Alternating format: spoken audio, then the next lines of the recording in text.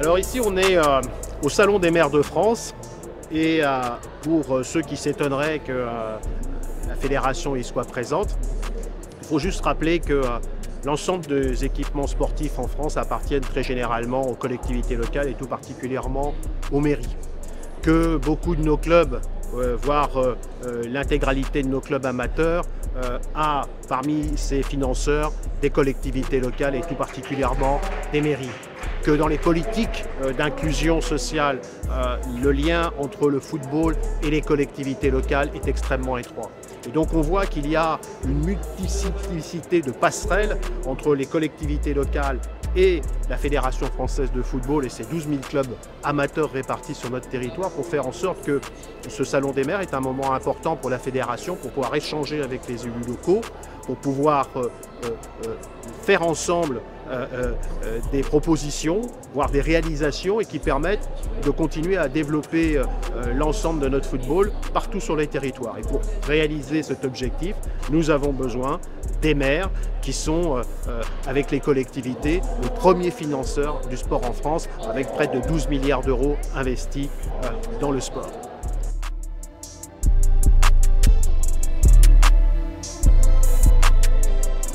Alors aujourd'hui, il y avait un premier moment qui était très important, c'est celui avec le président de l'Association des maires de France, David Lisnard, avec lequel nous travaillons depuis plusieurs mois sur l'établissement d'une convention.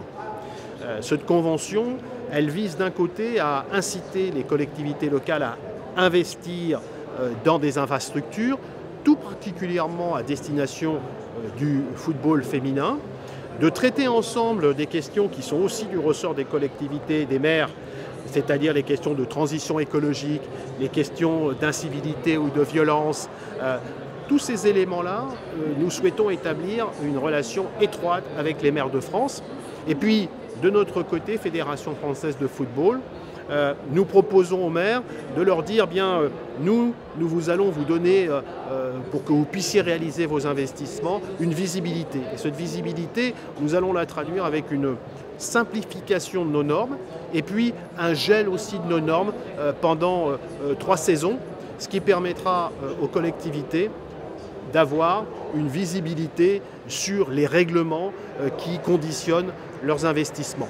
Et de cette manière-là, nous allons optimiser les investissements des collectivités en faveur du développement de notre football.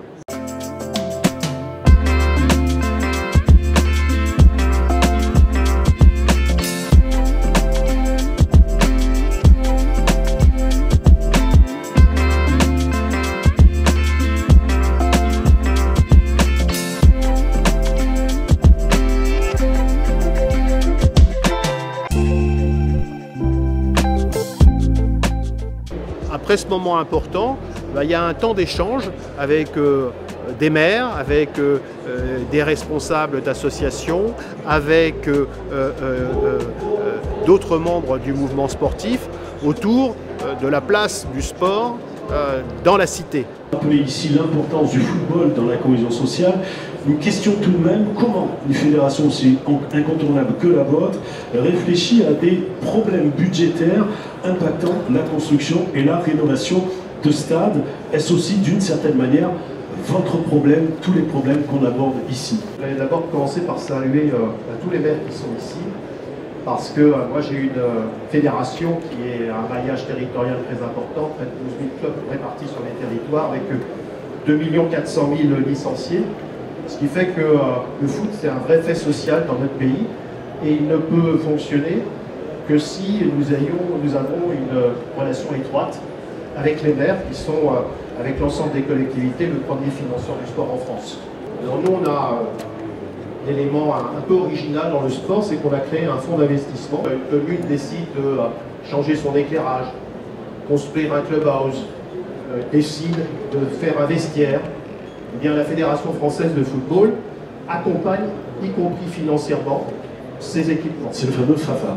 C'est le fameux FAFA qui est en développement parce que cette année, on devait être à peu près à 20 millions d'euros d'investissement dans l'année. Et on va le porter à un peu plus de 40 millions d'euros.